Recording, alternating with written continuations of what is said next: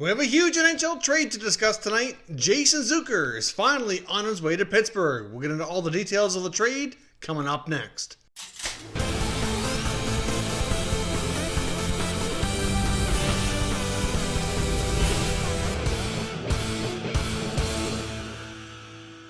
So welcome back to another video here at Top Shelf Hockey. Now, as I mentioned, we have a very significant NHL trade that took place this evening between the Minnesota Wild and the Pittsburgh Penguins. And it's actually a trade that I discussed in a video earlier today, as well as a few times in the past, as a really strong potential to take place. And that's the fact that Jason Zucker was a player that the Penguins have had their eye on for a significant period of time, who they felt would fit really well into their top six, and came very close to acquiring this past offseason, but that trade was nullified with a no trade clause of Phil Kessel when he refused to waive to go to the Minnesota Wild. Here are the full details of the trade. The Penguins get Jason Zucker, and of course he still has a fair bit of term and money left on his contract. There's been no salary retention in this trade. Going back to the Minnesota Wild, they take on Alex Galchenyuk, who is a pending unrestricted free agent. The main reason to do that is to make the money work for salary cap purposes.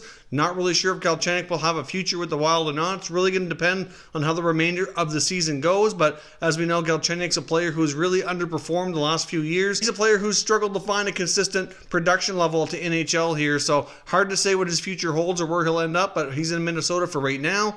They also acquire the Pittsburgh Penguin 2020 first round draft selection, and this is a stacked draft this year. The odds of the 2020 draft going down as one of the better ones in recent history certainly looks to be pretty solid at this point, so they're likely going to get a pretty decent player depending on where exactly that pick falls, which will be determined by how far the Penguins go in the playoffs, assuming they do qualify. Right now things are looking really good. You add Zucker in the mix, it's certainly going to increase that likelihood. And the Minnesota Wild also get top prospect defenseman Calen Addison. Calen Addison just recently played for Team Canada at the World Junior Championships and was a huge part of their success when they went on to win the gold medal. He can be a very solid offensive defenseman. He's pretty good in his own end as well. He's certainly one of the better prospect defensemen around the NHL. I know General Manager Jim Rutherford has been reported here that he was very reluctant to include him in the trade, but ultimately the fact that they have Crosby, Malkin still in their prime years, still producing at an excellent level, they always want to go all in, as I've discussed numerous times before.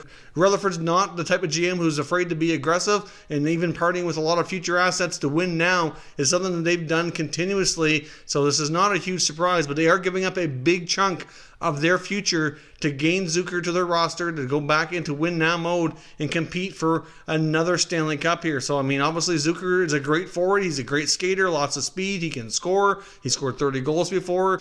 He should fit in quite nicely, either with Malkin or with Crosby's line. I'm not sure exactly we're going to slot him in the lineup. But either way, like I said, they have given up quite a bit. So for right now, Pittsburgh wins this trade because they get the best player in the trade, in my opinion.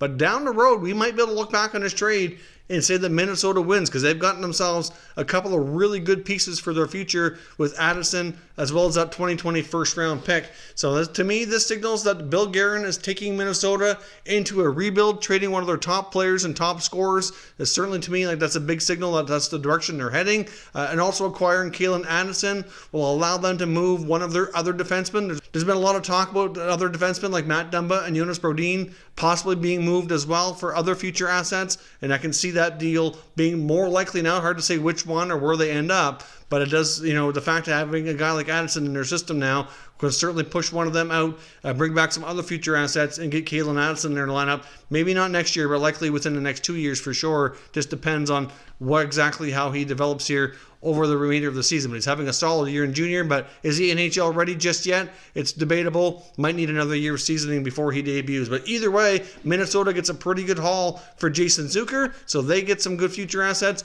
Pittsburgh gets the winger they've coveted for the better part of a year and a half to 2 years, and they're going all in for another potential cup run. So, of course, as always, I want to know your thoughts on this trade. Who do you think wins the trade now, and do you think that outcome could possibly be changed and looked upon differently in the future once these future assets get into Minnesota and see what kind of impact they have on an organization moving forward? If you're new to the channel, consider subscribing and turning on your notifications so you don't miss any future content. And check out our channel membership options as well. Lots of great perks available while supporting Top Shelf Hockey at the same time. I'd greatly appreciate it if you checked it out. Thank you very much for watching, and I will catch you next time.